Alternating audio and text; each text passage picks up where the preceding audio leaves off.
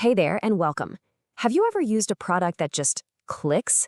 Everything feels intuitive, easy, almost like it was made just for you? Well, that's not an accident.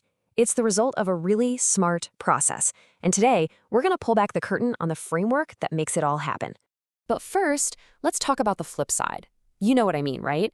That app you downloaded and then immediately deleted, or that website where you're just trying to buy something and you can't for the life of you find the checkout button.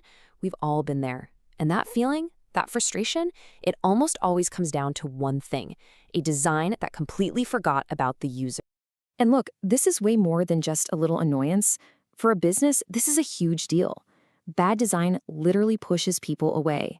It tanks user satisfaction, and it pretty much guarantees they're not coming back. So that leads to the big question. How do we stop guessing and start building things people actually love to use? Well, there's a roadmap for that. We're going to dive into a framework called design thinking. We'll start with the basics, then break it down into its three main phases.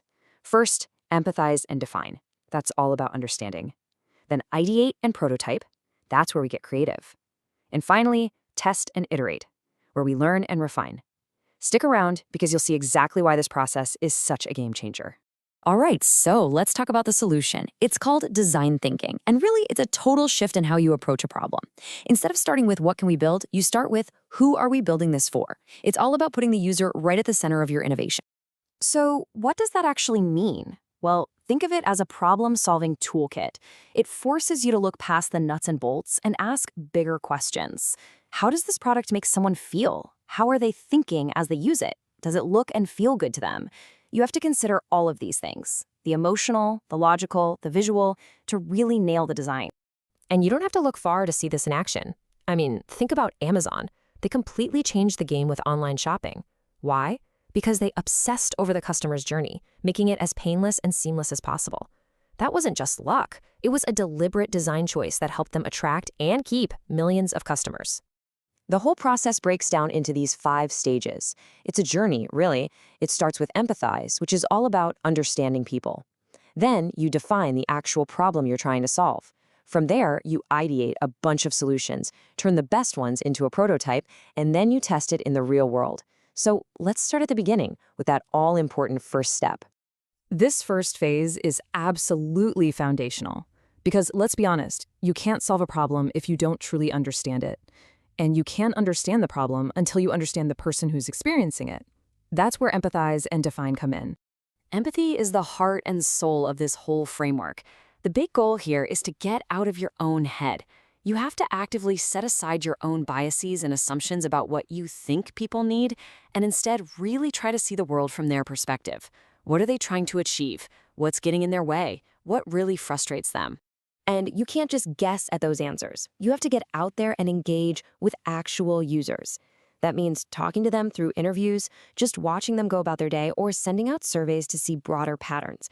The idea is to gather real stories and real insights from real people. Okay, so once you've done all that research, you're going to have a ton of information. The define stage is where you sift through all of it and find the pattern. You're looking for the core problem you need to solve.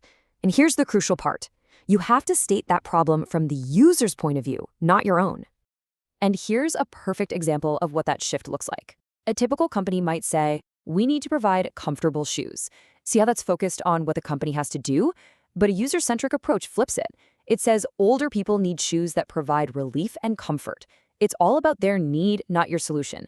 It's a subtle change in words, but it changes everything about how you approach the problem. All right, so once you have that crystal clear, user-focused problem statement, it's time to get creative. This is the part of the process where we move from understanding the problem to actually coming up with ways to solve it. Ideation is basically a brainstorming free-for-all, and the rule is there are no bad ideas. Seriously, the goal is quantity over quality at this point. You want to generate as many different solutions as you can possibly think of. Go for the wild ideas, the unconventional ones, because sometimes the best solutions come from the most unexpected places. To get those creative juices flowing, teams use all kinds of tools. You've got classic brainstorming sessions, sure, but also things like workshops and mind maps to visualize connections between ideas. Even simple sketches can help bring a concept to life.